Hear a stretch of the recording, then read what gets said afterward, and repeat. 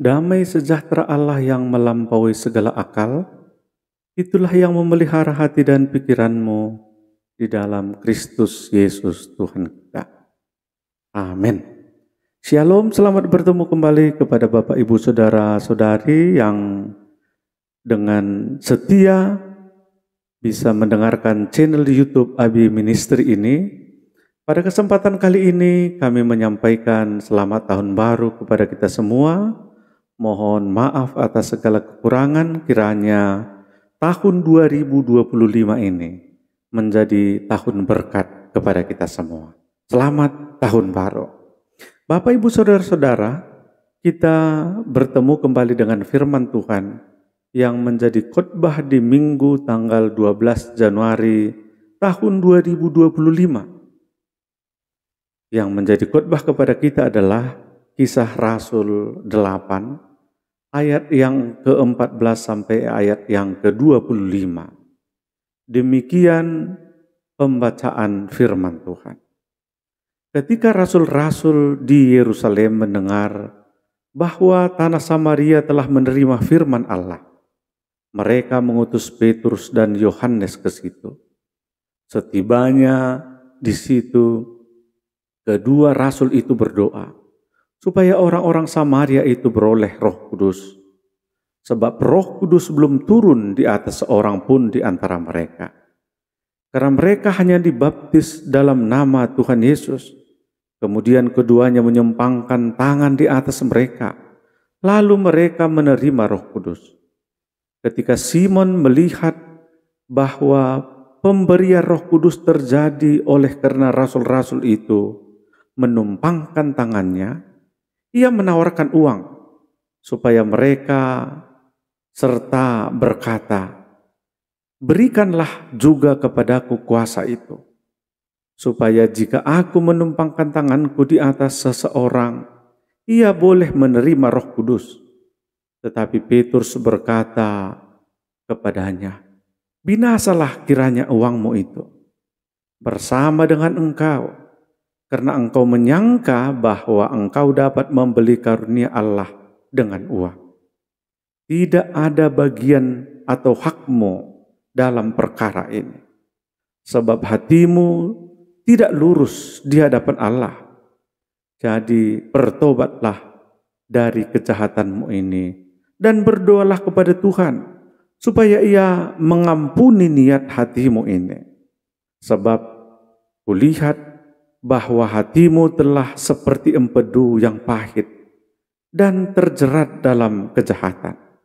Jawab Simon, "Hendaklah kamu berdoa untuk aku kepada Tuhan, supaya kepada aku jangan kiranya terjadi segala apa yang telah kamu katakan itu." Setelah keduanya bersaksi dan memberitakan firman Tuhan, kembalilah mereka ke Yerusalem. Dalam perjalanannya itu, mereka memberitakan Injil dalam banyak kampung di Samaria. Demikian pembacaan firman Tuhan. Bapak, Ibu, Saudara-saudara, tema yang diberikan kepada kita, ditetapkan di gereja kita pada minggu ini, diutus untuk memberitakan firman. Bagaimana kita diutus untuk memberitakan firman dan tantangan seperti apa yang dialami dan apa yang harus kita lakukan, itu yang mau disampaikan kepada kita pada minggu ini. Sehingga setiap kita boleh kiranya menjadi pemberita-pemberita firman Tuhan di tengah-tengah kehidupan kita. Bapak, Ibu, Saudara-saudara yang dikasihi oleh Tuhan Yesus Kristus, Kisah Para Rasul 8 ayat 14 sampai 25 ini menceritakan kisah tentang pewartaan Injil di Samaria setelah Stefanus meninggal mati martir ketika itu. Dan setelah para murid Tuhan Yesus di Yerusalem tersebar. Pada bagian ini kita akan melihat Filipus adalah seorang penginjil yang pergi ke Samaria dan mengabarkan Injil di sana, yang diikuti dengan banyak orang yang percaya dan dibaptis. Namun ada kejadian menarik yang terjadi di tengah-tengah pelayanan Filipus di Samaria, yaitu berkaitan dengan Simon, seorang tukang sihir yang bertobat. Pada awalnya dia merasa bahwa uangnya bisa mengatur segala sesuatu. Tapi saudara-saudara, melalui penjelasan yang disampaikan oleh murid-murid Tuhan Yesus, dia akhirnya bertobat. Berikut ini adalah penjelasan tentang apa yang terkandung dalam Kisah Para Rasul 8 ayat 14-25 ini. Pertama, yaitu penyebaran Injil ke Samaria. Setelah Filipus mengabarkan Injil di Samaria dan banyak orang yang percaya, para rasul di Yerusalem mendengar bahwa Samaria telah menerima firman Tuhan. Sebelumnya Samaria dikenal dengan begitu banyaknya kejahatan. Tapi ketika Samaria sudah menerima firman Tuhan, murid-murid Tuhan Yesus merasa sukacita. Dan mereka mengutus Petrus dan Yohanes untuk pergi ke sana.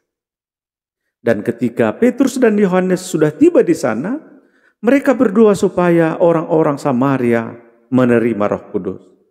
Karena sebelumnya mereka hanya dibaptis dalam nama Yesus, tetapi belum menerima Roh Kudus. Dengan doa dan penumpangan tangan oleh rasul-rasul itu, Roh Kudus turun atas mereka. Saudara-saudara, apa yang mau disampaikan? Yang mau disampaikan adalah menerima Roh Kudus adalah tanda bahwa seseorang sepenuhnya telah menerima keselamatan itu. Dan penggenapan janji Tuhan itu telah dinyatakan. Ini juga yang menunjukkan penyatuan antara jemaat Samaria dan jemaat di Yerusalem. Yang kedua yaitu tentang Simon sang tukang sihir dan penginginan kekuasaan terjadi atasnya. Simon seorang tukang sihir yang sebelumnya dikenal di Samaria, dia merasa kagum dengan kuasa Roh Kudus yang dinyatakan oleh rasul-rasul itu. Sehingga pada akhirnya dia menawarkan uang kepada Petrus dan Yohanes untuk dia bisa memperoleh kemampuan yang sama dalam memberikan Roh Kudus kepada orang lain. Saudara-saudara, tindakan Petrus menunjukkan bahwa ia belum sepenuhnya memahami tentang kedalaman Injil dan kekuatan Roh Kudus itu. Ia masih melihat pelayanan Roh Kudus sebagai sesuatu yang bisa dibeli, sebagai sesuatu yang bisa ditukar dengan uang, sebagai sesuatu yang bisa digantikan oleh kekuasaan, digunakan untuk tujuan pribadi. Ini adalah peringatan bagi kita agar tidak memiliki motivasi yang salah dalam pelayanan kepada Tuhan. Sehingga kita benar-benar memiliki kemurnian hati dalam melayani saudara-saudara. Yang ketiga, peringatan kepada Simon. Petrus menegur Simon dengan keras. Ia mengatakan bahwa uang Simon akan binasa bersama dengan dirinya. Karena ia berpikir bahwa anugerah Allah bisa dibeli. Petrus juga menyatakan bahwa hati Simon tidak lurus di hadapan Tuhan. Dan perlu diluruskan. Petrus menyarankan bahwa Simon harus bertobat. Harus meminta pengampunan karena kesalahannya. Petrus juga menegaskan bahwa hati Simon dipenuhi dengan kepahitan dan kesesatan. Ini menunjukkan bahwa ia belum benar-benar bertobat di hadapan Tuhan. Saudara-saudara, setiap kita diminta untuk sungguh-sungguh kepada Tuhan. Pelajaran utama yang mau disampaikan di sini adalah bahwa pertobatan yang sejati bukan hanya sekedar mengaku dosa, tetapi juga perubahan hati yang mendalam. Simon harus mengaku dosa dan kembali kepada Tuhan dengan setulus hati, kembali mengenal kasih Allah dan tidak menganggarkan uang, tidak mengandalkan sesuatu yang dimiliki di tengah-tengah kehidupan. Saudara-saudara, melalui khotbah kita ini, apa yang mau disampaikan kepada kita? Pertama-tama yaitu tentang kekuatan Injil. Injil memiliki kekuasaan untuk mengubah hidup, seperti yang terjadi di Samaria, di mana banyak orang yang percaya dan dibaptis, mengingatkan kita untuk terus memberitakan Injil kepada semua orang, tanpa memandang latar belakang mereka. Saudara-saudara, Samaria sebelumnya dikenal dengan kejahatannya, tapi dengan kekuatan Injil bisa mengubah kehidupan mereka untuk menerima Yesus di dalam kehidupannya. Yang kedua, Roh Kudus sebagai penuntut. Kehadiran Roh Kudus adalah bukti dari keselamatan yang sempurna dalam kehidupan seorang Kristen. Kita harus terus berdoa dan hidup dalam kuasa Roh Kudus yang memberi kita kekuatan untuk hidup sesuai dengan kehendak Tuhan. Yang ketiga Bapak Ibu Saudara-saudara, motif atau motivasi yang benar di dalam setiap pelayanan kita. Seperti Simon yang salah dalam memandang kuasa Allah, kita diingatkan untuk melayani Tuhan dengan motivasi yang benar. Bukan untuk kepentingan pribadi, bukan untuk uang, bukan demi kekuasaan, tapi pelayanan kepada Tuhan harus murni untuk kemuliaan namanya. Yang keempat Bapak Ibu Saudara-saudara, yaitu pertobatan yang sejati. Pertobatan bukan hanya tentang pengakuan dosa, tetapi juga perubahan hati. Kita harus selalu menjaga hati kita agar tetap lurus di hadapan Tuhan. Dan jika kita jatuh ke dalam dosa, kita harus segera bertobat dan kembali ke jalan yang benar. Yang kelima, Bapak Ibu Saudara-saudara, melalui firman Tuhan ini kita diajari seperti pengajaran kepada Simon tadi. Meskipun Simon awalnya salah paham, ia diberikan kesempatan untuk bertobat.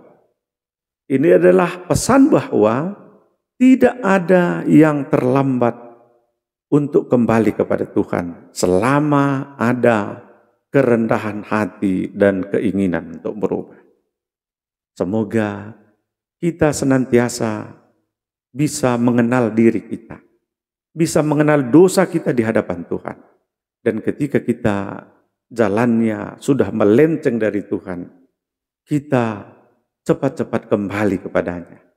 Dan pada akhirnya kita diutus untuk memberitakan firman Tuhan. Tuhan Yesus memberkati kita semuanya. Amin. Terima kasih Tuhan buat firman Tuhan yang kami dengarkan. Biarlah kami dapat melakukan firman-Mu, sehingga setiap kami boleh menjadi pemberita firman Tuhan. Amin.